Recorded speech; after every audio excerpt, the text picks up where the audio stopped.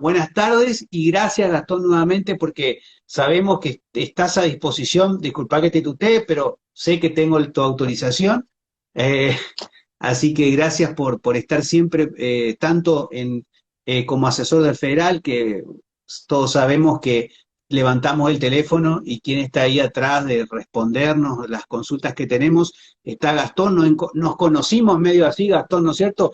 Con respecto a la capacitación a la que te referiste durante todo el año pasado, eh, realmente no sé cómo los colegas han podido aguantar tanta capacitación, porque han estado horas y horas. La pandemia nos cambió todo, ¿no? Si, no la pandemia, sino la cuarentena nos cambió todo. Y el año pasado dio tiempo para que todos aprendiéramos más, porque por ejemplo, ahora, en este taller, digamos, en esta charla, uno también aprende, porque se aprende constantemente, porque siempre te surge un caso nuevo, algo que no habías pensado, algo que te obliga a leer algo, más allá de que normalmente las preguntas, eh, como digo siempre, muchas se responden acudiendo a los principios generales, al sentido común, porque el derecho civil es el que, como he dicho más de una vez, y he tenido oportunidad en el último seminario de Laureano Moreira a propósito de la 27587, de decir que es el que más cerca está de la gente. El derecho civil lo tiene que entender Lorenzetti, el escribano Sarkis, el escribano de Castelnuovo, el recién recibido escribano, pero también lo tiene que entender doña Rosa, que es la que tiene una farmacia en la esquina o una mercería. Y si ella no lo entiende, podemos estar seguros de que algo en la norma está mal.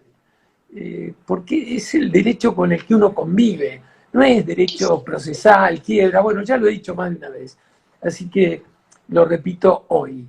Y lo importante, me parece, y también lo he dicho acá, que uno no habla desde la cátedra, uno acá está en la trinchera de la notaría de todos los días, ¿no? de lo que nos pasa.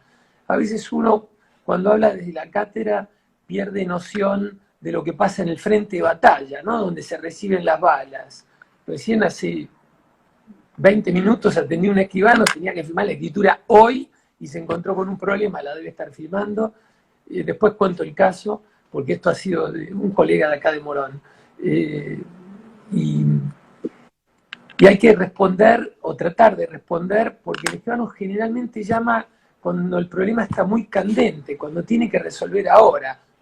Por supuesto, mejor es que pregunte con tiempo, y distintas van a ser las respuestas si el documento ya fue autorizado o si lo tiene que autorizar. Eso siempre digo, porque uno tiene que tratar como asesor de salvar el documento. Hacer lo posible para que eso tenga eficacia, encontrarle el lugar. Si el documento no lo autorizó todavía, bueno, escribano, hay poca agua en la pileta, hay mucha, yo me tiraría, no me tiraría, haga esto, haga lo otro. Pero si se tiró, hay que tratar de tener el salvavidas grande y encontrar el modo, quizá de subsanar algún problema o de restarle importancia a problemas que nos hacemos todos, me incluyo, con cosas que han pasado tanto tiempo, tantos años, que la gente se olvida que donde no hay interés no hay acción. Entonces, ese problema que nos plantea, sería imposible que saliera a la luz a través de la acción de alguien porque no, ya no la tiene, porque no tiene interés o porque prescribió, ¿no? Como el caso que voy a contar de este escribano que me llamó hace poco, 5:15, 5:30. Si no, yo puedo ir a los casos que normalmente tenemos, perdón, porque se repiten algunos casos que ya hemos hablado mucho sobre esto, pero que evidentemente quizá uno no se ha expresado, yo y todos los que hemos hablado del tema, no nos expresamos lo suficientemente con claridad o con la claridad suficiente para que quede el concepto bien arraigado en todo el mundo. Obviamente podemos estar equivocados, pero en esto creo que no, y se reiteran las mismas consultas. Vuelvo con algo que el miércoles pasado y hoy atendí dos consultas iguales, y el miércoles en la asesoría del colegio nuestro, de Provincia de Buenos Aires, y el miércoles pasado creo que 3 que hacen referencia de algún modo al mismo tema. eh, que es la cuestión que para mí no ha quedado clara, insisto, capaz que porque no hemos sido claros nosotros al explicarla, de la diferencia que hay entre la irrevocabilidad y la vigencia post-mortem en los poderes. Yo me voy a repetir, pero vuelvo a decir lo que ya he dicho otras veces, insisto, quizá con no la claridad suficiente. Por ejemplo, acá tengo anotado una, llama una escribana de San Luis.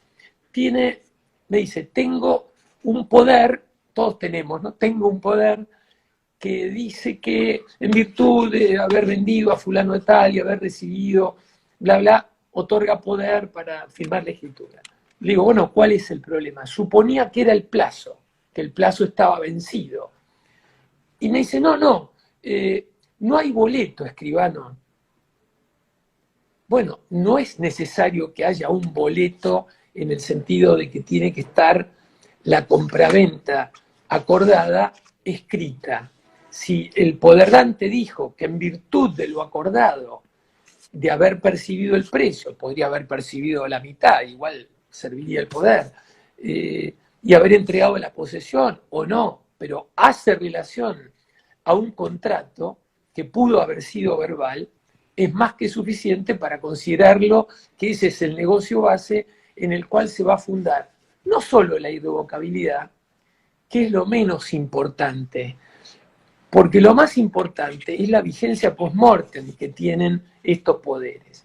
A ver, el poder, como acto unilateral, es esencialmente revocable, igual que el mandato, que puede terminar hablando de contrato de mandato.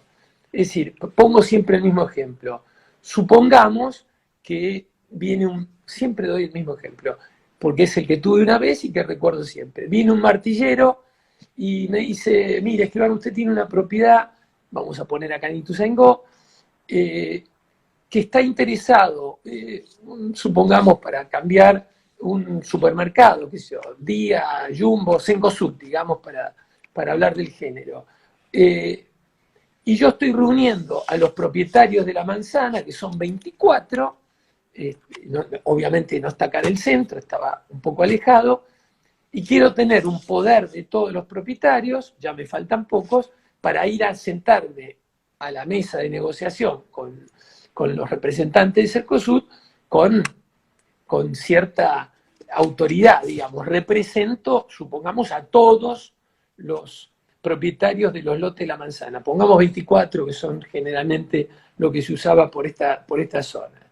Las famosas 866, los 866 metros de frente, que eran lotes muy chiquitos, pero que venían de las 10 varas españolas. Bueno, si yo le doy un poder y le digo que es irrevocable por 6 meses, es irrevocable por ese tiempo, pero no tiene vigencia post-mortem. Y además, yo se lo puedo revocar antes de transcurridos los 6 meses y le deberé los gastos que ha incurrido el martillero, la comisión, etc. Pero tengo un límite para revocarlo. Si él con ese poder para vender mi inmueble junto con todos los demás lo utilizó ya, es decir, ejerció las facultades que le fueron dadas por todos nosotros y firmó una seña con esta gente o un boleto de compraventa, ya no puedo echarme para atrás. Esa irrevocabilidad se hizo realmente una irrevocabilidad definitiva que no puedo regresar sobre ella para negociar. Él firmó un boleto. Al firmar el boleto de compraventa, supongamos que el poder tuviera todas las facultades para vender, para vender, porque a veces algunos llaman y dicen, escribano, no tiene facultad para dar recibo, o no tiene facultad para otorgar la posesión. Y yo le pregunto, bueno, escribano, o escribana, a ver, ¿qué dice el poder? No, que le otorga poder para vender. Listo. Si dice vender, es todo. Es entregar la posesión, cobrar el precio, etcétera, etcétera. Bueno, habrá cosas que no podrá hacer, pero para no entrar en disquisiciones, va a poder hacer todo. Si nosotros los escribanos estamos muy acostumbrados lamentablemente, a escribir mucho.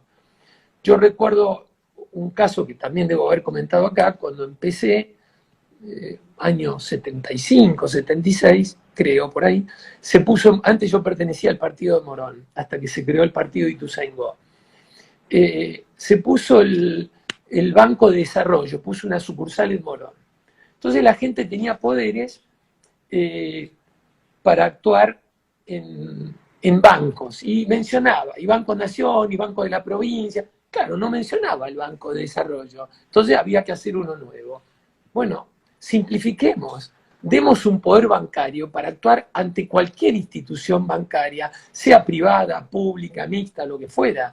Si enumeramos, nos va a faltar siempre alguno o se va a instalar alguno. Es decir, hay que tratar de decir mucho en forma breve para que se comprenda todo, igual que los poderes judiciales. Aprendí del padre de un escribano amigo, del escribano Llorens padre, a redactar un poder general judicial en 7 renglones, porque le daba las más amplias facultades que puede tener. Y no tengo que enumerar y haga esto y haga lo otro. Bueno, tengo que poner aceptar herencias, tengo que poner algunas cosas para las cuales se requieren facultades especiales, términos particulares. Tanto esto lo había previsto Vélez como el nuevo código. Pero acortar la redacción, porque cuando uno redacta y empieza a ejemplificar, siempre nos va a faltar algo. Entonces es preferible usar un texto amplio que permita decir que puede hacer todo lo que necesite para tal fin, en operaciones bancarias o lo que. Por supuesto, siempre va a haber un banco que dice, no, pero para entrar en la caja de seguridad quiero que le ponga. Bueno, hay cosas que tenemos que especificar porque conocemos cómo se maneja cada institución. Bueno, vuelvo al tema del poder. Una cosa es la irrevocabilidad y otra es la vigencia post-mortem. Entonces nos dice, bueno, dice que es irrevocable, pero no dice que es post-mortem. No importa. La irrevocabilidad y la vigencia post-mortem pueden estar presentes, ya sea en primer lugar porque fueron pactadas, el caso que le doy el poder al martillero para que venda sin haber hecho todavía un negocio, en ese caso es pactada, puede estar manifiesta en el poder, puedo decir que es irrevocable y que tiene vigencia post-mortem, pero puede surgir de la naturaleza del negocio que se está llevando a cabo, que es irrevocable y que tiene vigencia post-mortem. No necesariamente lo tiene que decir. El poder puede ser un simple poder para vender a cualquiera por cualquier precio, pero resulta que si después hay un boleto de compraventa o una obligación de dar, dación en pago, permuta, cualquier título, el que fuera, del que surge, obviamente con fecha cierta, supongamos que tenga el boleto firma certificada por el escribano o el documento que sea, y ese poder que en principio de la lectura, de la escritura,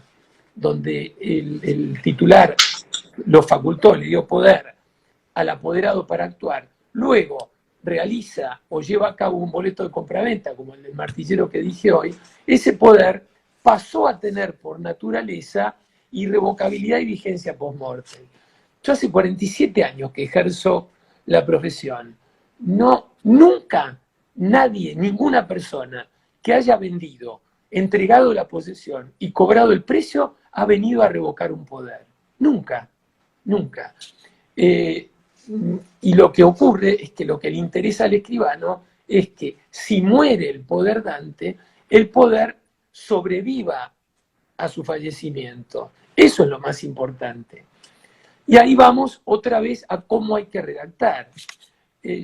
Yo dije una vez, y ya se hizo más o menos público, el tema de las comas. La gente redacta. Juan Sarguís interviene por sí, dice que otorga poder especial irrevocable por 5 años para bla, bla, bla. Entonces, claro, no se sabe si el plazo, en realidad se sabe o se puede dilucidar, si el plazo se estableció como vigencia del poder, vencido el plazo, se acabó el poder, murió el poder, o si el plazo se puso para cumplir con el requisito que exigía tanto era el 1977 de antes, tanto Vélez como el Código Nuevo, porque Vélez tanto como el Código Civil y Comercial, exige que se establezca un plazo. Y para colmo, en el nuevo dice un plazo determinado. Antes podíamos poner hasta que concluya el negocio, hoy parece que hay que poner un plazo determinado.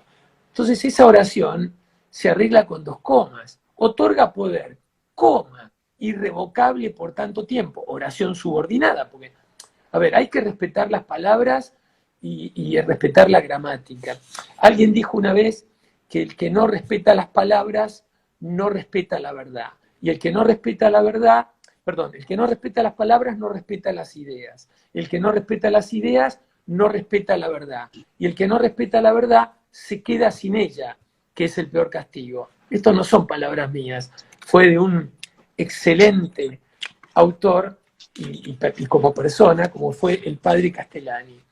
Entonces, hay que respetar las palabras, porque las palabras dicen mucho y influyen mucho en nuestra vida. Entonces, si nosotros redactamos en castellano, siguiendo la gramática, queda claro, con 2 comas, sin poner nada más, que el plazo limitaba la irrevocabilidad. Y si del poder o de otro instrumento, otorgado antes o después, surge que es irrevocable, que ya lo dice el poder, pero digamos que también está pactado en otro documento, que puede ser privado, como un boleto de compra-venta, ya digo, celebrado antes o después del poder, surge la vigencia post-mortem del poder sin necesidad de mencionarla, porque es por naturaleza. Entonces, solamente con eso bastaría, pero bueno, como hay gente que le gusta que le aclaren, pongamos además que vencido el plazo, deberá, no es que debe, deberá interpretarse, no es que puede, que el poder continúa vigente como poder común. Y tampoco es común, porque va a tener vigencia post-mortem si hay un negocio base que subyace debajo del poder o que nació después del otorgamiento del poder y lo complementa, le da toda esa naturaleza de post-mortem. Entonces, lo primero que hay que hacer es tratar de redactar bien, respetando las palabras. Lo que pasa es que uno, por ejemplo, uno mira a la noche sapeando televisión, cada vez se puede ver menos, son todas tragedias, pero bueno, inseguridad, bueno, ustedes allá, por suerte, están mejor que nosotros en este común y desagradable conurbano bonaerense. Pero uno ve los pies de pantalla en cualquier programa, digamos, qué sé yo, a la mañana, si lo ven a Laje, a la tarde, si lo ven a la noche a Novarecio. Y está lleno de errores de ortografía, escriben mal, no ponen tildes, y no se dan cuenta que hoy los chicos, sobre todo los chicos, los adultos, los que no leyeron están perdidos, porque no van a leer más seguramente, pero hoy los chicos no van a leer libros ni novelas como nosotros. Aprenden mucho viendo y ven las cosas mal escritas, entonces las repiten, barbaridades escriben. A veces uno dice, es un programa donde está hablando digamos, un periodista conocido, importante, y resulta, digo, pero no le dice a la gente que rotula que escriba bien. Bueno, no. Uno tiene ganas de llamar por teléfono para decir, che, corrijan esto, que es una barbaridad. Volvamos, porque uno abre ventanas y me voy por las ramas, cosa que me resulta frecuente y me tienen que traer. Entonces, lo primero es redactar bien y darse cuenta que la irrevocabilidad es un concepto y la vigencia post-mortem es otro. Yo a veces he dictaminado, perdón, si acaso pudiera ser lo suficientemente, una autoridad suficiente como para dictaminar, quizá me excede, pero hemos salvado a algunos colegas de cartas documento, probables juicios, porque utilizó, como tengo un escribano ahora en la capital federal, que tiene un poder de un gran loteo, que se firmó un poder irrevocable, se había vendido todo, no se había escriturado, por lo tanto el poder es solamente para transmitir el dominio a título de venta, porque los contratos ya están hechos como contratos que obligan a transmitir el dominio, pero que no son suficientes. Recuerden, por ejemplo, que Zavalía, en la vieja discusión con Espota, decía que el boleto era, hablamos del código anterior, era para López de Zavalía un contrato nulo, pero un preliminar válido. Lo decía porque no transmitía el dominio, pero que era válido como preliminar para transmitirlo. Espota le contestaba que lo que decía López de Zavalía no era convincente para él. Y López de Zavalía, con esa agudeza, contestaba a su vez: bueno, pero esto es una cuestión de creencia, no me dice por qué no lo convence, me dice que no lo convence. Esto es una cuestión de credibilia, no de civilia. Es decir, contestaba con una precisión que uno no podría ni acercarse a los tobillos.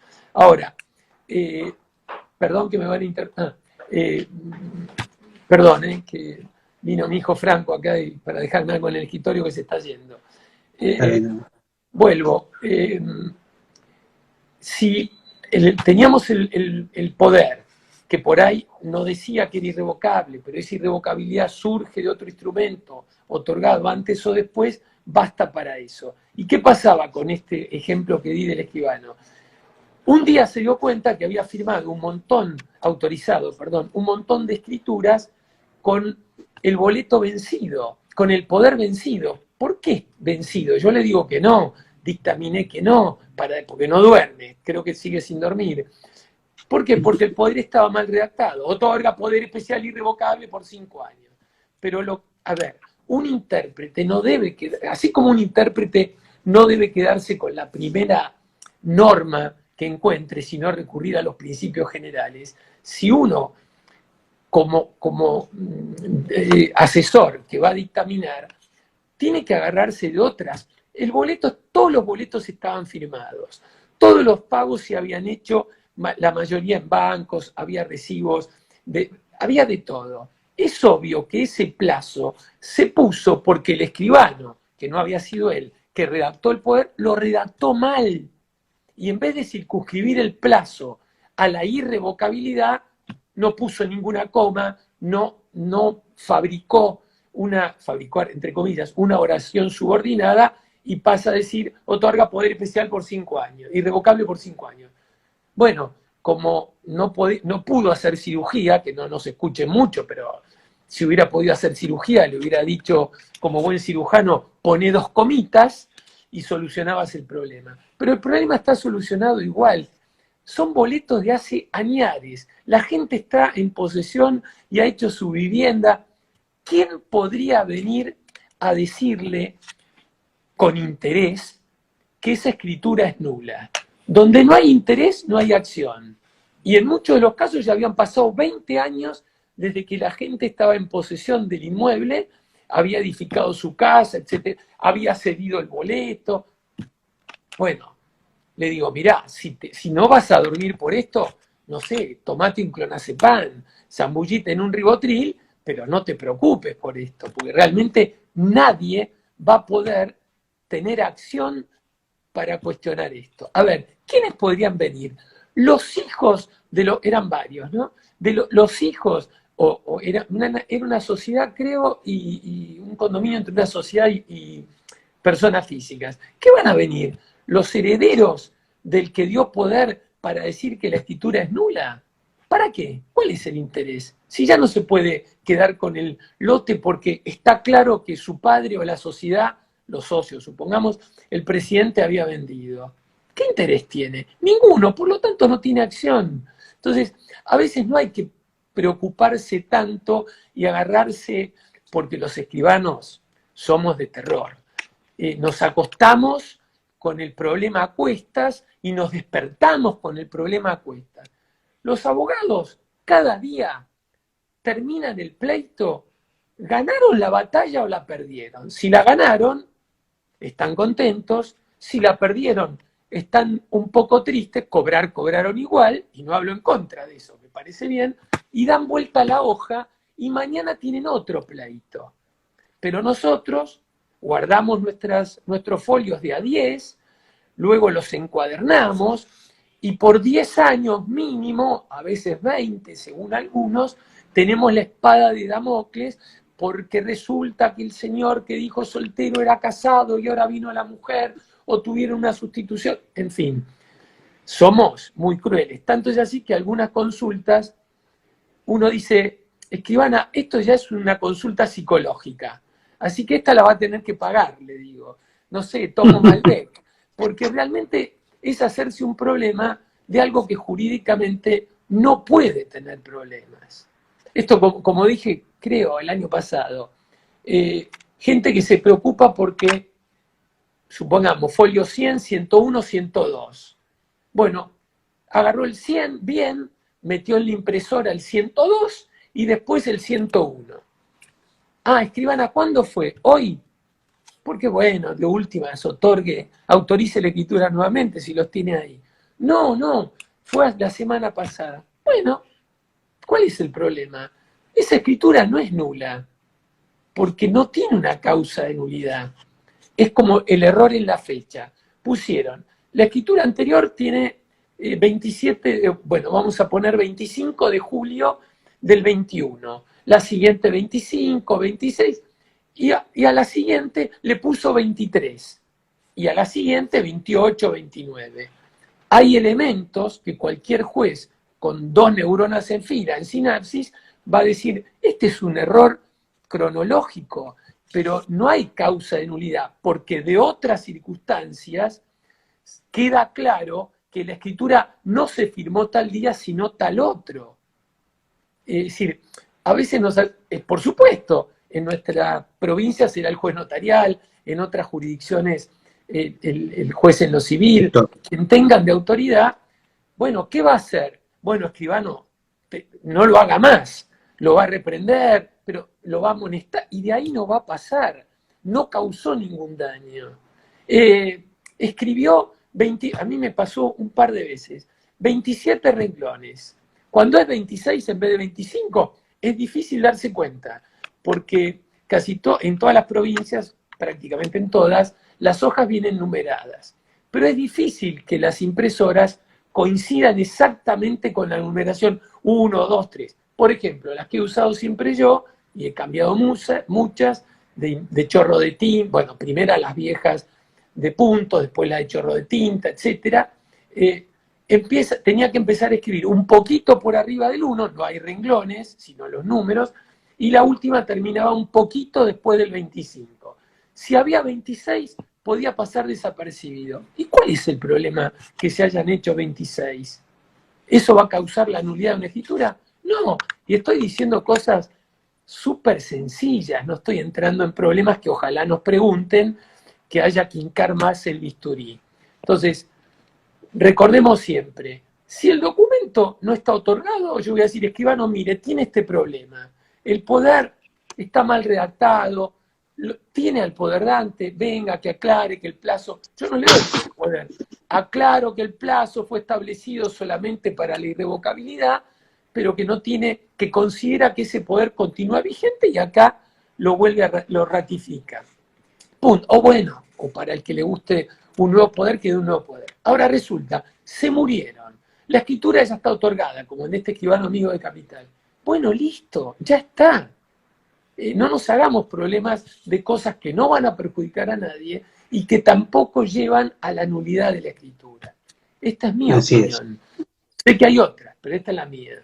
Pero dejo de hablar para que me hagas alguna pregunta. Sí, tengo un escribano, que es el escribano Parra, que está haciendo las consultas. Si usted me permite, escribano, le damos la posibilidad de hacerlo en vivo, la consulta, pero, si quiere el escribano. Bárbaro, si usted me nos vemos las caras. Yo voy a poner nos vemos las caras, si usted me permite, le damos 2 minutitos para que plantee el caso, si puede ser. Sí. A ver, escribano Alejandro Parra. Alejandro Parra, sí, bien. Alejandro Parra. A ver, Alejandro, nosotros te escuchamos muy bien, así que haz tu consulta. Mi duda era, se la digo textualmente, hay un titular dominial que quiere transferir el dominio a una poseedora de buena fe, reconociéndole los derechos sobre el inmueble, porque ya hace más de 20 años que está con el inmueble. Ahora, resulta que se dictó una medida de no innovar por un conflicto que hay con la poseedora de buena fe con tercero, con terceros. Ahora, ¿qué instrumento podría realizar el titular dominial para poder ayudar a esta poseedora de buena fe, reconociéndole los derechos hasta tanto se sustancie el juicio de turbación de posesión y el levantamiento de la medida cautelar? No sé si hay algún instrumento o algo que pueda realizar. A ver, vos me decís que se trabó una medida de no innovar. ¿Quién la trabó? ¿Alguien contra ella? ¿Ella? No, ¿qué pasó? Hay una medida de no innovar que la trabaron contra los poseedores, del inmueble. Pasa que la medida en sí, judicial, pero tiene espera, identificada... ¿Quién la trabó la medida de no innovar? ¿El titular de dominio? No, terceros, no el titular de dominio. Ni el titular ni el poseedor. Ni el titular, ni el poseedor. ¿Y el tercero con qué derecho? ¿Qué derecho? ¿Qué derecho tenía para que el juez le hiciera lugar a una medida de no innovar? Yo le digo, el oficio lo vi un poco, la verdad, llegué hasta cierto punto. El tema es que incluso no nombra a todas las personas, o sea, es medio vidrioso, yo lo veo también así, medio como que le falta algo, pero el tema es que también la duda es que no se explicitó, no está esa medida también en cédula parcelaria, solamente la conocen las partes, o sea, hay algo medio, no sé si me explico, no se publicitó. Permitime, explicás, pero nos falta, a ver, hay caldo, pero no hay sopa, faltan los fideos. Sí, me explico. Vos tenés que averiguar bien, porque el titular de dominio no le aconsejaría a ningún titular de dominio transmitir el dominio. Vamos a ver después a qué título se lo transmitimos, que eso también es muy interesante. Pero en tu caso, falta saber bien qué derecho tenía ese tercero que le trabó la medida de innovar. Como bien Juan te lo dijo de entrada, antes de que yo lo dijera, él dijo, ¿qué derecho? Bueno, no puede transmitirle nada sin saber qué derecho tiene ese tercero para haber obtenido de un juez que trabara, que le diera lugar a una medida de no innovar. Es decir, no, antes de preguntarte a qué título, en la próxima charla lo podemos, porque podemos recurrir a varias cosas, no podrías empezar siquiera a pensar en una escritura que vos autorizarías sin conocer en detalle qué es lo que ocurrió en ese juicio, porque ahí hay un juicio, se entabló un juicio, claro, indagar bien. Del tercero contra la poseedora, o el poseedor para hablar de género, y no sabemos qué derecho tenía. Obviamente no le podés venir a pedir, o por más buena intención que tenga el titular de dominio, a decir, sí, le firmo una escritura y le transmito el dominio, porque por ahí un tercero que tiene más derecho que ella, pareciera que no. Si ella hace 20 años que está ahí, en forma pública, pacífica, ininterrumpida, es la dueña, no tiene título, pero es la dueña. ¿Por qué? Porque el código, no un juez, le dio la propiedad. La propiedad la da la ley cuando dice que es propietario, incluido con esas tres condiciones, de forma pública, pacífica y ininterrumpida, por 20 años. Tanto es así que sin tener título de usucapión puede repeler y reivindicar el inmueble si alguien la usurpara. Digo usurpara porque es una... Es decir, que no podemos contestarte la pregunta, ni yo, ni Juan, sin saber no se sabe qué es lo que subyace. Exactamente. Gracias, escribano. Bueno. Le agradezco. Hasta luego, gracias. Hasta luego. No podés cortar, gracias. Sí. Muy bien. Hay una pregunta sobre asentimiento conyugal, escribano. Bueno. sobre voy a hacer un pequeño resumen para que se entienda y no hacer simplemente la pregunta. La operación se realizó en el año 2006, ¿sí? Qué Eh, operación? Compra-venta, una persona vende el inmueble ¿Vendió por y escritura? por escritura y Bien, relacionan un asentimiento anticipado que fue otorgado en el año 74, ¿sí? Del sí, 2006 la escritura de compra-venta y en el año 74 fue otorgado un poder para dar asentimiento conyugal, ¿sí? bien. Ah, bien, analizado el estudio de títulos en el 2021, surge que, visto ese poder, no tenía facultades para proceder a otorgar asentimiento conyugal respecto de ese inmueble que se estaba vendiendo en el año 2006. Y han Bien. pasado ya 15 años del otorgamiento de esa escritura, el comprador de buena fe, a título oneroso, ¿sí? ¿Qué Sí. situación se le podría llegar a plantear a ese titular Bueno, que ahora quiere vender el inmueble? ¿la escritura de qué fecha es? 2006. Bueno, a ver, lo primero que hay que ver es qué norma, qué legislación hay que aplicarle. Te pongo un ejemplo sencillo. Un escribano, el 30 de junio de 1968, estaba por firmar una escritura, no la pudo firmar ese día y entró a regir con la 17711 la modificación de Borda. El señor titular, pongo un nombre porque era generalmente lo que ocurrió, ahora es todo al revés, o por suerte se está convirtiendo y la mayoría de las personas compran hombre y mujer, o mujer, etcétera, trabajan, era otra situación, y tenía un boleto firmado donde él vendió, y resulta que va al escribano cuando entró a regir que hacía falta el asentimiento por la 17711, y el escribano le dice, ah, no, necesito a su señora. Y este señor estaba repeleado con la mujer. La mujer no le quiere firmar nada. Pero si ese escribano tenía en su momento un boleto con fecha cierta, certificada la firma, supongamos, etcétera, anterior a la vigencia de la nueva ley, yo no tengo dudas de que ese escribano tenía que aplicar la ley vigente en el momento en que el señor concretó el negocio. Te pongo un ejemplo de hace 50 años. Sí. Vuelvo a este. La escritura de 2006, ¿había un boleto anterior? ¿No había? No, no, no, no había boleto. Fue una venta originaria, digamos. Bien. Y faltó totalmente el asentimiento, es decir, no, o el poder no tenía facultades para sentir. No, se relacionó el asentimiento otorgado en el año 84, ¿sí? Pero al analizar el asentimiento del año 84, no hablaba sobre este inmueble. Pero era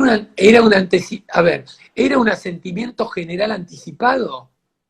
Sí, era un asentimiento general Bueno, anticipado.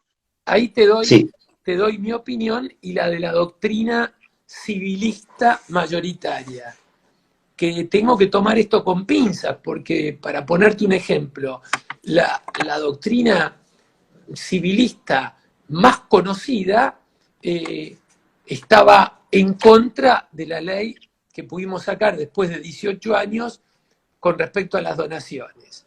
Se rasgaban las vestiduras, que el heredero, que esto, que el otro. Bien, la Borda, ¿qué pensaba? Borda en realidad disminuyó a la mujer, porque con tal de protegerla, resulta que le exigió el asentimiento, lo cual me pareció muy bien, pero resulta que entendía que no era suficiente un asentimiento general anticipado, que los escribanos utilizaron desde el año 68 todos los días. Fíjense que la mujer podía confiar en su esposo, pongo a la mujer porque era a ella a quien Borda en ese momento quiso defender, podía confiar en su marido para que le vendiera todos los inmuebles que eran de su propiedad, pero no para que asintiera con relación a todos los inmuebles que eran de propiedad, de titularidad dominial del marido y no de ella. No entiendo por qué. ¿Por qué no puede confiar y darle un poder de esa magnitud? Para mí, esa escritura no tiene problemas, no tuvo problemas en ese momento y ya no puede tener, porque cualquier acción de la mujer prescribió. Primero, yo lo hubiera utilizado, sabiendo que la doctrina civilista me decía que el asentimiento general anticipado no era válido. Pero lo cierto es que los escribanos lo hemos usado y no hemos tenido problemas. En general, en generalísima, el 99,9% no tuvimos problemas. Ahora bien, ¿qué acción tendría esa mujer? Había dos teorías, que los 10 años, que era la prescripción, digamos, común, Corta. ordinaria, establecida por Vélez, ¿desde cuándo se podía contar? Había quienes decían que se podía contar, que se debía contar desde el momento del otorgamiento de la escritura. Y posición que comparto, o que compartía en ese momento. Y quienes decían que lo que había que tener en cuenta es el hecho del conocimiento por parte de la mujer de que el marido había vendido ese inmueble. Bien, la doctrina mayoritaria entendió que era a partir de la escritura. ¿Por qué? Porque esto es como, ustedes saben que la formación del contrato, Vélez, de los 5 momentos que podían utilizarse, es decir, desde que yo digo acepto la oferta, desde que comunico la aceptación, de que el escribano expide mi aceptación, desde la recepción por parte del promitente o del conocimiento o información del promitente, Vélez había elegido la de expedición y ahora el código, como casi toda la legislación comparada, tomó la de la recepción, lo que no implica que ese que recibió la aceptación por parte de quien había dirigido el contrato, es decir, ofertado el contrato, la conozca. Es suficiente con que la haya recibido. Ahora bien, la donación, una oferta, supongamos que es de esta época, posterior al 1A digo porque para mí es como el 911, que es posterior y que el donante tiene que estar vivo. Bueno, a ver, hay quienes dicen que lo tengo que ir a buscar al donante para ver si está vivo al geriátrico. Bueno, en todo caso, si lo voy a buscar para ver si está vivo, también tengo que comprobar que tiene discernimiento y que tiene capacidad.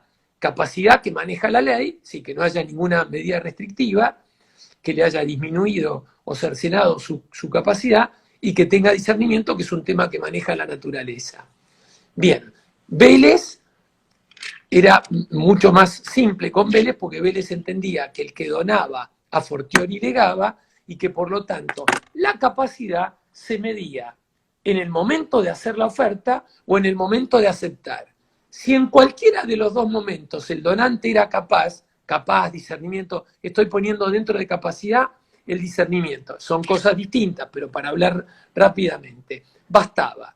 Hoy el donante tiene que ser capaz para la ley y tener discernimiento en el momento de la aceptación, que es cuando se forma el contrato, porque ya no hay un 1795 que obliga a los herederos a entregar la cosa donada al donatario que acepta, muerto el donante. Entonces, no es solamente que tiene que estar vivo. Y ahora vuelvo a la pregunta, porque el 1545 dice que debe estar vivo. Esa frase podría no estar y nada cambiaría, porque yo tengo que ir a cómo se forman, a la formación del contrato, no el 68, siguiente del código, para saber cuándo el contrato se forma. Esa norma, tanto que criticaron los autores de este código a Vélez Sarsfield por dar definiciones y ser docente, ¿qué dijeron? ¿Qué quiso decir Lorenzetti y compañía? Ojito, escribanos, que ahora no pueden aceptar las donaciones después de muerto el donante. Porque no basta con que esté vivo. Tiene que estar vivo y tiene que tener discernimiento y ser capaz. Vuelvo a tu pregunta.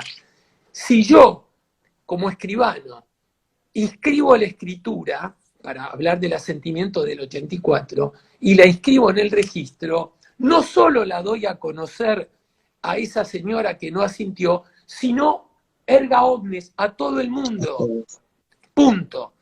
Pero si eso no fuera suficiente, ya no tiene acción esa supuesta señora, si hoy viviera, ojalá, para reclamar. Primero porque pasaron 10 años, y si fuera en este código, todavía es menos. Vos te acordás que me parece muy exigua, habla de 6 meses el código. Entonces, bueno, a mí me parece muy exigua, pero ese escribano no tuvo ni tiene ni hoy podría tener ningún problema. Usó un asentimiento anticipado que para la doctrina civilista no era suficiente, que era usada por los escribanos en la generalidad, que hay que decir que no hemos tenido los problemas los escribanos con esos asentimientos anticipados. Ahora, si en esa época, no ahora, vos me llamaras para decirme, o este escribano, tengo que... No, mirá, el asentimiento, hacelo de este modo. Es decir, si ya otorgó el documento, lo defiendo, si no lo otorgó, le digo que lo otorgue, que lo autorice lo más perfecto posible. Hoy sabemos que tiene que tener los elementos constitutivos, porque el asentimiento anticipado, por el código, corrí la imagen para tomar el código, te dice, en todos los casos en que se requiere el asentimiento para el otorgamiento de un acto jurídico, aquel debe versar sobre el acto en sí y sus elementos constitutivos. Ahora separemos esto. Una cosa es el asentimiento anticipado y otra cosa es el poder para asentir, que está regido por el 375. ¿Qué te dice el 375? El 375 te dice que para dar el asentimiento, bueno, no lo busco, que para dar el asentimiento está en el inciso B del 375, sí, se requiere la identificación del bien a que ese asentimiento... ¿A qué se refiere? Por lo tanto, entendemos los que estamos con esta doctrina favorable, que ese asentimiento basta con ese poder para dar asentimiento. Ahora bien, hay quienes sostienen que como el 470, vayan a leer el 470, que te dice que al asentimiento y a la omisión se le aplican las normas de los artículos 456 a 459, con lo cual dicen que a cualquier asentimiento debería tener los elementos constitutivos. Soy de los que entiende, porque los bienes tienen que circular. Es un postulado de la ley. Como yo defendía las donaciones a un extraño, que llamábamos a terceros, bien que no es un tercero, ahora hablo sobre los terceros, decimos que si hay un poder, que si hay una norma que dice que para prestar el asentimiento es suficiente con identificar el bien, bueno, me quedo con eso. No aplico el 470 a este caso. Por supuesto, si es un poder entre cónyuges, ojo, que no le va a dar poder, no le puede dar poder cuando el inmueble es la vivienda. La vivienda, exactamente. La sede del hogar conyugal es la vivienda familiar. ¿Está? Así Digo es. tercero Perfecto. porque nosotros hablamos de terceros en las donaciones, que como bien me dijo López Zavalía en esa carta que te referiste, dice, bueno, me extraña el concepto, aunque por ahí usted habla de extraños, era un caballero, la verdad que era un caballero. Porque escribirle a alguien que no le llegaba a los tobillos la carta que me escribió, era un caballero, sin ninguna duda. Aparte, escritor, cuentos a los nietos. Bueno, mira, he tenido con él el día que me dio esa carta, una comida juntos con el escribano Fernández Rullet en Clocló, un restaurante que hoy ya no está, que fue para alquilar balcones. Terminamos a las 3 de la mañana y no te voy a decir las botellas de vino que pasaron y el champán después porque me sacarían del Instagram. Pero bueno, hay que juzgar, creo, con la norma que mejor se adapta a la circunstancia. Y si dije lo de extraños, era porque estamos acostumbrados a llamar terceros a quienes no son terceros. Creo que lo dije en el seminario. ¿De dónde viene tercero? Que los romanos decían, primus le vende a secundus, y tertius está fuera, tertius está fuera de la relación. Pero el donatario no es un tertius que está fuera, es el que contrata con el donante. Por lo tanto, es primus y secundus. Y aparte, tertius, hay muchos tertius. Están los terceros totalmente ajenos, los terceros interesados, todo lo que atañe al tema registral. Hay muchas clases de terceros. Pero bueno, en este que me dijiste, para mí no hubo ningún problema y con la legislación actual menos todavía. Vuelvo a lo que te dije al principio. Donde no hay interés, no hay acción. Y acá la acción prescribió. Bien, perfecto. Entonces, vía libre para la transferencia de ese dominio, ¿no es cierto? Perfecto. ¿Sí? Sin ninguna Este duda. caso sí es algo que ocurre también mucho acá, me siento identificado, con la gente que manifiesta su estado civil casado, ¿sí? O casada en este caso, cuando adquiere la vivienda a través de una escritura de compraventa y después, al fallecer, ¿no es cierto?, la persona se da cuenta que esa manifestación, la persona estaba casada, pero no en la República Argentina, estaba casada, por ejemplo, en otro país limítrofe, ¿sí?, que no tiene reconocimiento en la República Argentina. Inclusive, además, casado bajo un régimen distinto, que no el de comunidad, sino de separación de bienes. Bueno, Pretenden sí, perdón. transferir la propiedad, ¿no es cierto?, y pretenden hacer una escritura rectificatoria del Estado civil. Bueno, dos cosas. Primero, ojo, en el sentido de atención, vulgarmente hablo, porque hay matrimonios en el exterior que tienen plena validez en la Argentina. Se producía en la época que no había divorcio, antes del gobierno de Alfonsín, 85 creo que empezó a regir la ley, que se cometía lo que se llamaba fraude a la expectativa. Es decir, un señor que era soltero acá, se casaba en Uruguay, donde podía divorciarse, porque acá no había divorcio. Pero resulta que el casamiento en Uruguay era tan válido para la Argentina que acá era indisoluble. Es decir, se podía divorciar, pero no podía casarse nuevamente. Se llamaba fraude a la expectativa. ¿A cuál expectativa? A la expectativa de divorciarse.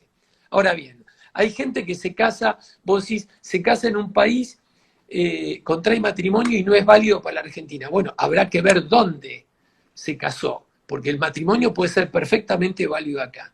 Entiendo que para rectificar el estado civil no lo puede hacer ante notario, lamentablemente, y tiene que ir al juez. En mi criterio. Distinto es cuando vos podés probar que era casado porque dijo estar, se casó después, dijo soltero, pero te trae la partida de matrimonio y eso sí te lo aceptan todos los registros, que lo haga en sede notarial, digamos, prácticamente administrativa. Pero para lo demás, entiendo que se debe sustanciar esto en el juzgado. De todos En un modos, proceso. sí, de todos modos he visto un montón que los registros han aceptado las rectificaciones en sede notarial. Pero creo que es una materia que se nos escapa, salvo las excepciones que te dije, ¿no? Donde el escribano, a ver, la señora dijo, casada con Juan Pérez, y resulta que era viuda, y te trae la partida de función. No tengo que ir al juez, porque no tengo nada que probar extraño. Tengo acá el documento que dice que a esa fecha se equivocó y estaba viuda en realidad. ¿Sí? Aparte, recuerden que todas las nulidades hoy deben sustanciarse. Yo he subsanado escrituras de nulidades absolutas manifiestas, presentándose, por ejemplo, la madre había utilizado un poder del marido, muerto el marido, para donar. Te hablo del caso de 4 abogados que eran de Capital y no sé quién lo recomendó, cayeron acá en Ituzaingó, a 20 kilómetros de la capital, les hice presentar en la sucesión del padre, porque la habían abierto igual porque había otros bienes, para decir que iban a concurrir ante escribano. ¿Por qué? Porque como bien decía Llambías, y también aceptaba Borda, Llambías decía que la nudidad absoluta y manifiesta no requiere de un juez que la dictamine, no requiere de una sentencia, porque es la ley la que directamente la nulifica. Entonces, esa nulidad absoluta y manifiesta, como por ejemplo, le había donado al hijo del cónyuge, por ejemplo, en esa época que no se podía. Entonces decían y el juez ponía téngase presente. Yo con ese téngase presente iba al registro, corregía las cosas y le ponía al registro que el juez había dicho téngase presente para evitar cualquier tema. Porque me acuerdo que una registradora muy amiga me dijo, bueno, pero téngase presente es poco. ¿Cómo es poco? Le digo al juez que me voy a tirar a la pileta y me dice téngase presente. Bueno, me tiré a la pileta. Acá te traigo la corrección y la inscribían. Hoy, todas las nulidades, lamentablemente, otro problema de este código, deben ser sustanciadas. Es otro tema, no es el tema tuyo del Estado civil, hablo de nulidad, ¿no? Que es un tema mucho más serio. Bien. Hay una pregunta de Ana de la Puente, dice, ¿se puede constituir usufructo a favor del acreedor hipotecario? No veo por qué. A ver, no veo por qué no, nunca se me presentó, pero a ver, debe haber un mutuo o una deuda anterior, por cualquier circunstancia, que está garantizada con una hipoteca. Es decir, el acreedor ya tiene un derecho real importantísimo, tiene la cosa tomada, ¿no es cierto? Ahora, sobre esa constituir un usufructo, no le veo impedimento, pero quizá te la conteste mañana yendo un poco a leer, porque nunca me ocurrió ese caso. Tampoco Claro, pero si el entiendo, acreedor hipotecario obviamente va a consentir porque a su favor el usufructo, es que no, no hace falta que consienta. no hace Esto falta que es, consienta, como consecuencia no se ve imposibilidad no, alguna no de es que no hace falta que consienta, consiente tácitamente porque está ahí. tácitamente, exactamente, Esto es sí, como sí. las autorizaciones de viaje, que no tiene que estar el menor presente. No, no tiene que estar el menor. El menor va a consentir cuando la presenta en migraciones. No hace falta que esté en la Exactamente. autorización. Es decir, es un consentimiento que en ese momento se va a prestar después y en este caso es tácito. Si estoy aceptando, listo, estoy consintiendo todo. Pero bueno, Así es. como es algo que nunca vi, ni entiendo bien cuál es la razón, pero alguna debe subyacer para que el escribano o el abogado, nuestro primo hermano, le haya sugerido un usufructo. No sé, no veo. Podría cancelar después la hipoteca y subsistir el usufructo a su favor. Lo digo con cierto cuidado porque nunca se me ha ocurrido. Quizá algún especialista, yo por suerte no soy especialista en nada, por fortuna, pero algún especialista en derechos reales podría decirme, no se puede por esto, no le veo el por qué no.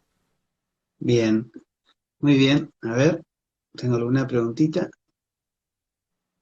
Bueno, ahí más que una pregunta, me parece que es una afirmación. Justo estaban hablando sobre, eh, he visto en un poder para escriturar que se hacía comparecer al cónyuge del poder dante a prestar asentimiento en el poder para que luego no comparezca al momento de escriturar. Sí, en ese caso nos estamos refiriendo a un asentimiento, sería un poder especial y asentimiento Bueno, se conyugal. Así puede dar que de dos formas. Se puede dar el sí, marido, el titular, vamos a poner, el cónyuge titular, el cónyuge, quien fuera, dar el asentimiento, perdón, dar poder para vender y la mujer prestar asentimiento, pero tendrían que estar los elementos constitutivos. Por ejemplo, él decir, otorgo poder especial a fulano de tal para que mi nombre de representación venda tal inmueble en un precio no menor a la evaluación fiscal multiplicada por 10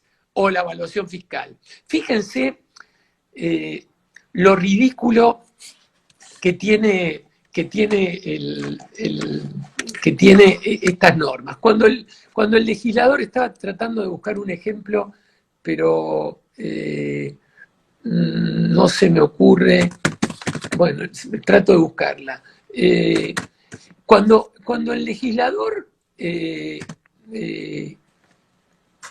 impone normas, la gente busca enseguida el medio de sortearla.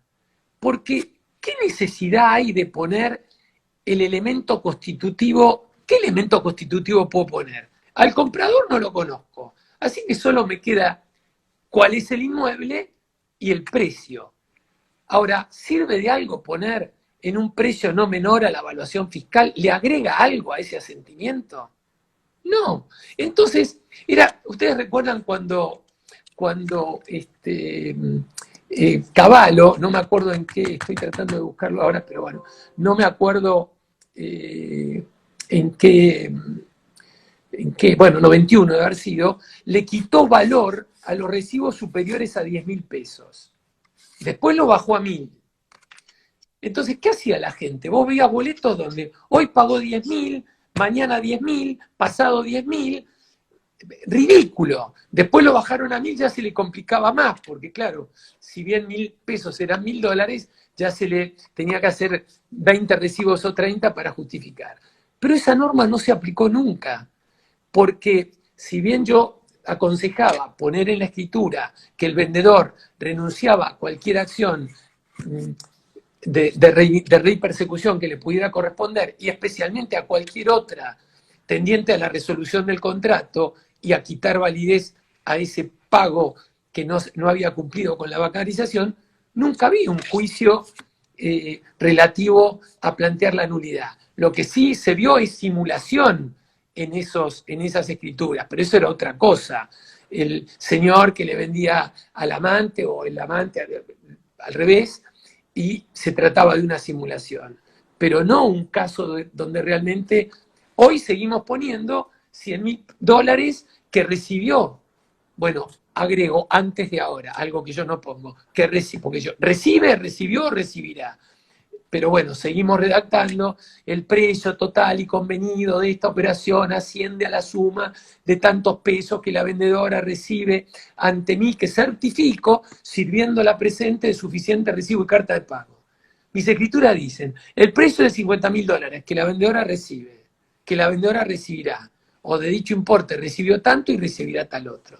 ¿Para qué tengo que decir que es total y definitivo? ¿Para qué tengo que decir que el precio asciende a la suma? ¿Acaso no es una suma? ¿Para qué tengo que decir ante mí que certifico? ¿Y ante quién va a ser si soy yo el escribano que está autorizando la escritura? Pero lo peor de todo es que dice sirviendo la presente de suficiente recibo.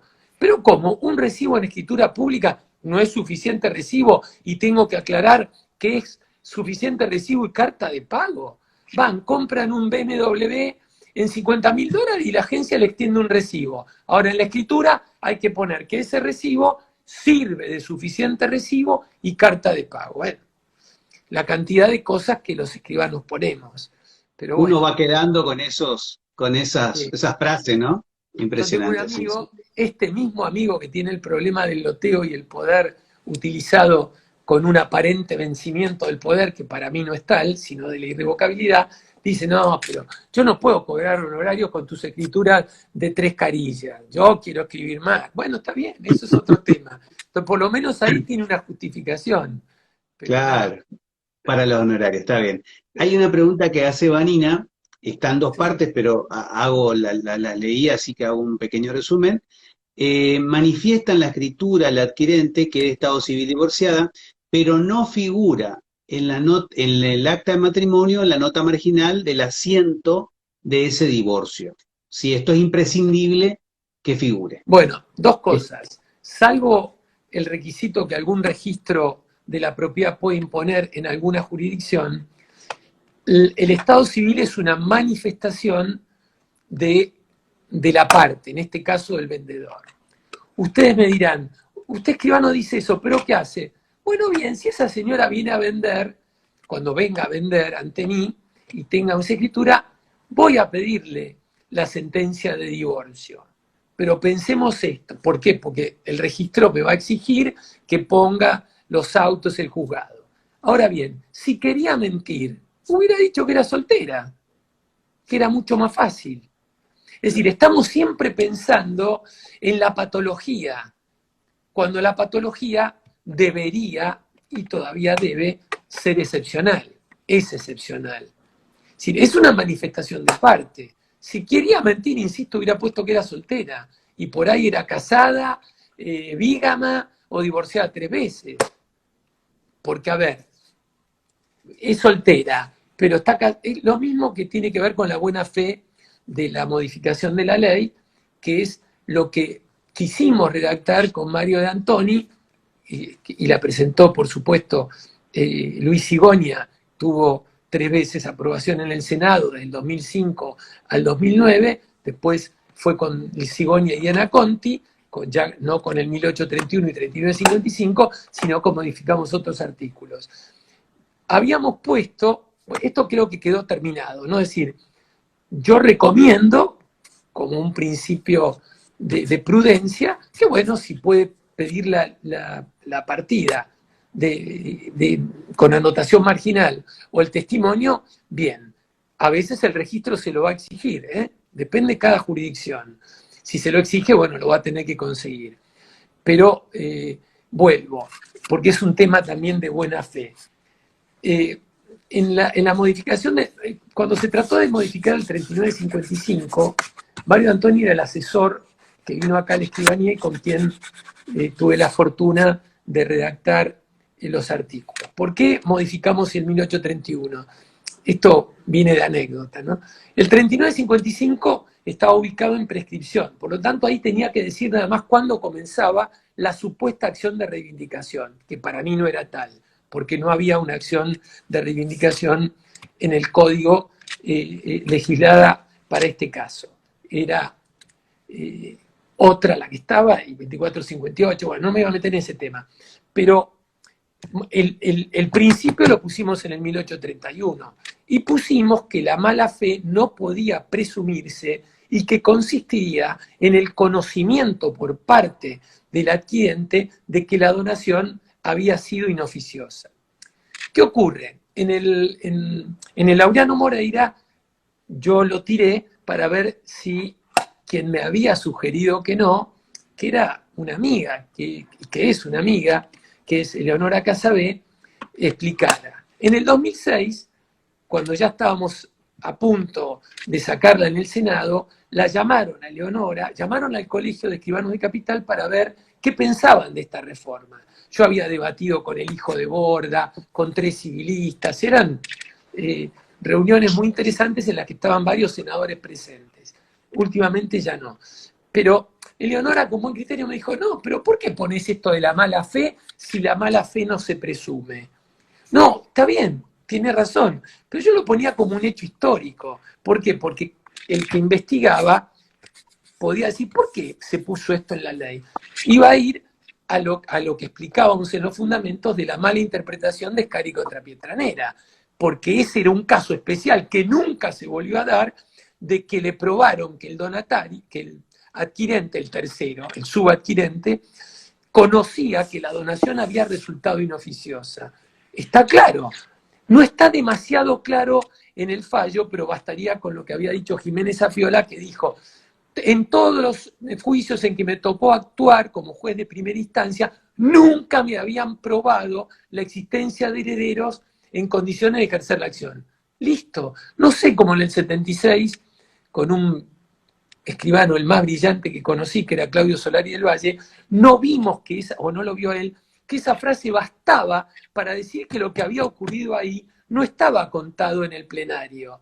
Pero después lo encontré de casualidad siendo camarista Gijena, que otra vez el comprador le decía, y usted tiene que aplicar el plenario porque es ley para usted, y ahí Gijena le dijo, no, no es para usted, porque en ese juicio que yo fui el juzgador de primera instancia, se refirió al plenario, se trató de una donación inoficiosa con el agravante de la mala fe. Quedaba clarísimo qué había pasado en el plenario. Pero bueno, vuelvo a esto. Tanto me convenció Eleonora que lo sacamos. Por suerte, dijimos con Mario de Antoni, que dejamos que el conocimiento de la donación no era óbice para la buena fe. Tampoco había que haberlo puesto, pero menos mal que lo pusimos, porque si no tendríamos más críticos que van a meter a ver, es como esos referencistas que les encanta, no hablo contra los referencistas, me apoyo mucho en ellos, obviamente, porque son ellos los que me hacen el estudio de título y yo tengo que, ellos son mis ojos cuando van a hacer el estudio de títulos, pero aquellos que le encuentran pasión a encontrarle errores. Y bueno, es como a los que les gusta encontrar agujeros en la suela de los zapatos. Bueno, está bien.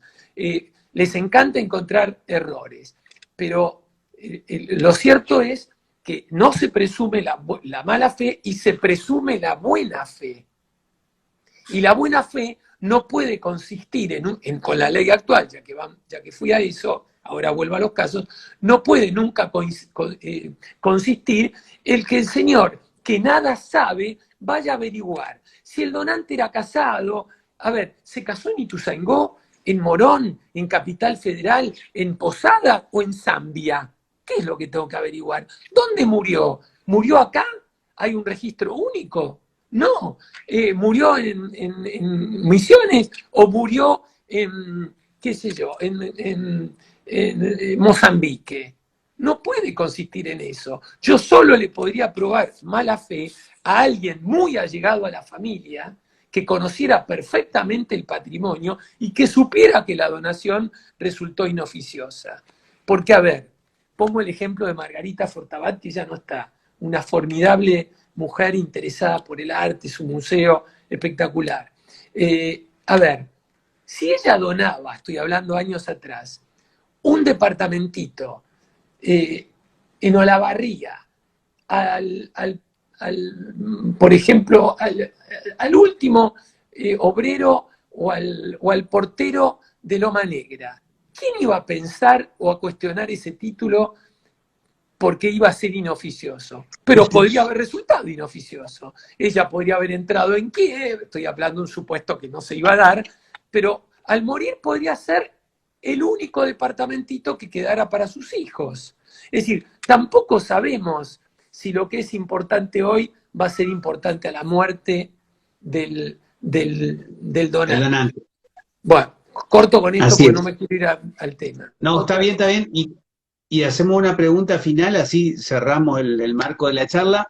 Tema menores y el tema del consentimiento expreso del menor adolescente en el otorgamiento de poderes generales para juicio. Bueno, no solo en el Poder General para juicio.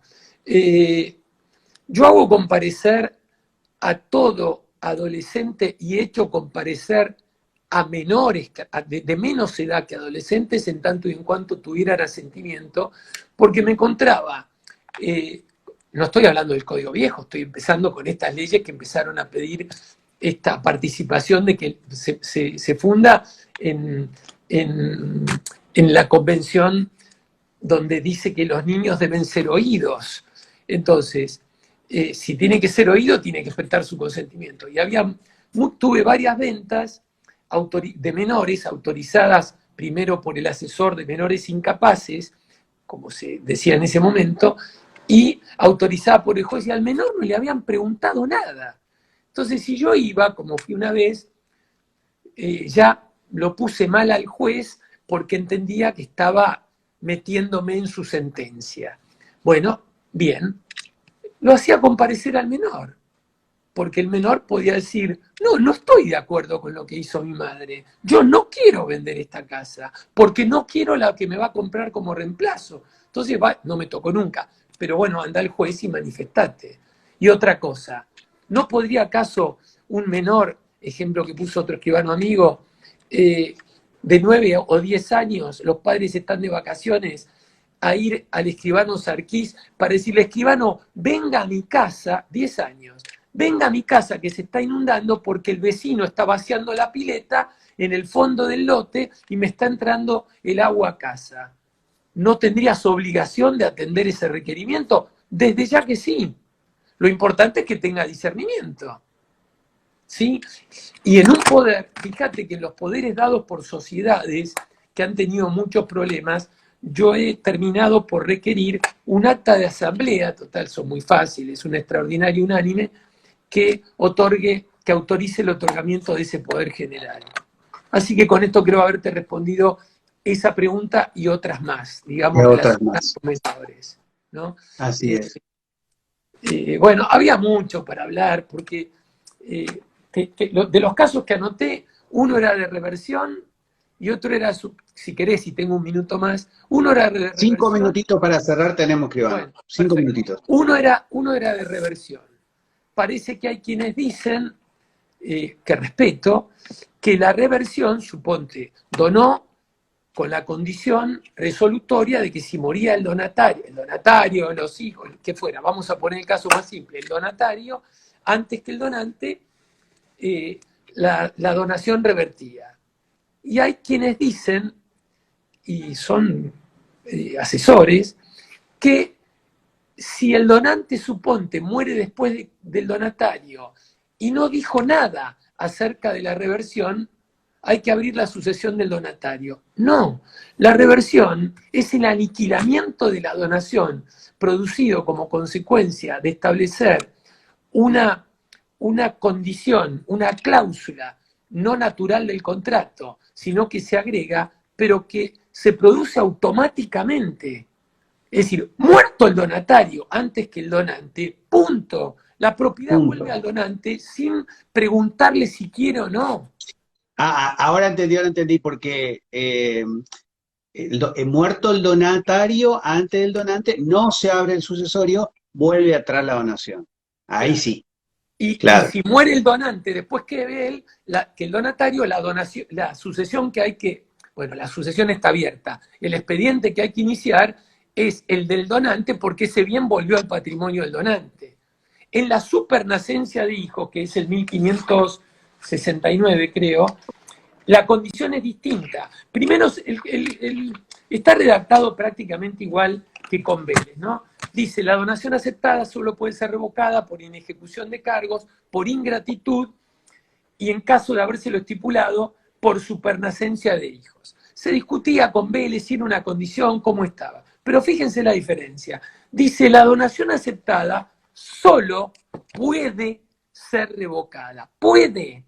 Entonces, si el cargo no se ejecuta y se incumple, más allá de que necesito la resolución judicial, porque el cargo no pudo haberse cumplido por imposibilidad, por esto, por lo otro, y he visto escrituras donde viene el donante y le dice al escribano, le doné a Juan, con este cargo no lo cumplió, vengo a revocar la donación. No, eso está mal. Tiene que ir al juez para citarlo al donatario para ver qué ocurrió. Pero acá en la supernacencia, como en la inejecución, al revés de la reversión, dice puede, porque el donante puede perdonar al donatario que incumplió con los cargos o puede renunciar a la supernacencia antes o después de que hayan nacido los hijos. Puede. Esto es muy viejo, viene de Constanzo, del emperador Constanzo, allá por el 355 más o menos de la era cristiana, porque antes en Roma los patrones podían donar al esclavo que libertaban, pero era con la condición que no tenían que establecer, porque era implícita, de que si le nacía algún hijo, revertía la donación. Luego esto se extendió, hay un episodio de Dumoulin que está en Francia, que le donó a un hermano que fue ingrato con él. Se acordó Dumoulin de esta condición sine unquam, bueno, es muy interesante, ¿no? Sine unquam, que entonces hizo que se extendiera a todos los casos, no solo al liberto, al patrón que donaba al liberto. En realidad para nosotros no importa, porque muchísimo antes, en el año 12 ya estaba eso establecido general en la legislación española. Pero bueno, eso es una anécdota. Lo que me refiero es que dice puede. Es decir, no se produce automáticamente la revocación de la donación por ingratitud o por supernacencia de hijos. Debe haber una actuación del donante. No sé si quedó claro, ¿no? Que es muy distinto a la reversión, que es el aniquilamiento automático por cumplimiento de ese hecho puesto como condición. ¿Por qué es condición? Y se diferencia el plazo, porque es futuro como el plazo, pero no sabemos si va a ocurrir. El plazo sabemos que en algún momento se va a producir, antes o después, pero va a llegar un momento en que el plazo llegue a su fin. La condición no sabemos, hasta que ocurra uno de los dos hechos. Se muere el donatario y se cumplió la condición, o se muere el donante antes que el donatario y la condición no puede cumplirse, ¿no? Lo que pasa es que hablar de reversión, termino con esto, hablar de reversión a la gente, que es muy importante, porque muere el hijo y la donante se lleva mal con la nuera, los bienes terminan en el segundo marido, pero hablar de la muerte del hijo, que era la maldición peor en la mitología griega, que mueran los hijos antes que los padres, a la gente no le gusta hablar de esto. Entonces hay que hablarlo con mucha... Fíjense que, siempre repito, vienen a nuestra escribanía y la gente dice, bueno, escribano, si me pasa algo, acá en mi escribanía no se muere nadie, a todos les va a pasar algo. Bueno, entonces me hace recordar cómo empieza, esto también lo repito, pero es que es una novela, las dos novelas, tanto El amor en los tiempos de cólera como 100 años de soledad, tienen una frase inicial que te atrapa. 100 años, El amor en los tiempos de cólera empieza diciendo, era inevitable, el olor a las almendras amargas le recordaba siempre el destino de los amores contrariados. El doctor Juvenal Urbino lo percibió apenas, cuando entró en la casa, apenas entró en la casa en penumbras, donde había ido a ocuparse de un caso, con urgencia, de un caso que para él había dejado de ser urgente hace muchos años. Termino enseguida porque es fácil. Y decía, el refugiado antillano, Jeremías de Sanamur, inválido de guerra, fotógrafo de niños y su adversario de ajedrez más compasivo, se había puesto a salvo de los tormentos de la memoria con un saumerio de cianuro de oro. No dijo que se suicidó, dijo que se puso a salvo de los tormentos de la memoria. Por supuesto, el segundo párrafo, que encontró el cadáver en la cama, en el cáter de campaña donde había dormido siempre, bueno, y ahí habla de la autoridad de la muerte. Es decir, primero la disimula con se había puesto a salvo de los tormentos de la memoria y luego habla de esto. Y me río porque es cierto, a la gente le cuesta hablar y dice cuando me pase algo. Entonces hay que pensar a decirle, bueno, cuando le pase algo, usted podría pensar que ese algo le puede pasar a su hijo, a su sobrino, mejor cuando es un alejado y no es el hijo, y fíjese que el bien puede terminar en manos de su nuera, que hoy es macanuda y mañana la va a meter en un geriátrico, y entonces ahí la donante, supongamos, recupera las cartas y da de nuevo. Quizá le done a esos nietos, porque los quiere y son macanudos, pero si no, se lo queda para ella. Exactamente, así que a tener en cuenta eso que dice el escribano, que es muy importante, que hacemos muchas veces las donaciones y no le damos la posibilidad de este tema de las reversiones, y como dice Gastón, hay que hablar bajo los términos que la gente quiera escuchar, pero hay que hablar de estos temas. Gastón, sí. Hay que hablar. Muchas gracias, seguramente nos vamos a encontrar nuevamente en estos medios, así que gracias también a la audiencia. Bueno, que estén bien, buena semana. Y ojalá que pronto podamos hacer las presenciales. Hasta luego, escribano, muchas gracias. Hasta luego y muchas gracias. Hasta luego. Chao.